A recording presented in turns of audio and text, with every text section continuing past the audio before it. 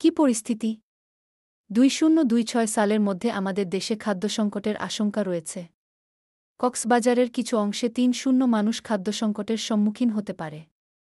বিশ্বব্যাংক বলছে পণ্যের দাম কমলেও খাদ্যসংকট থেকে মুক্তি মিলবে না। হাইতির মতো অন্যান্য দেশেও খাদ্যসংকট দেখা দিচ্ছে। কেন এটি উদ্বেগজনক?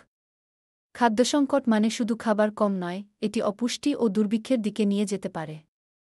বাংলাদেশে অর্থনৈতিক ধাক্কা ও জলবায়ু পরিবর্তন উদ্বেগের কারণ।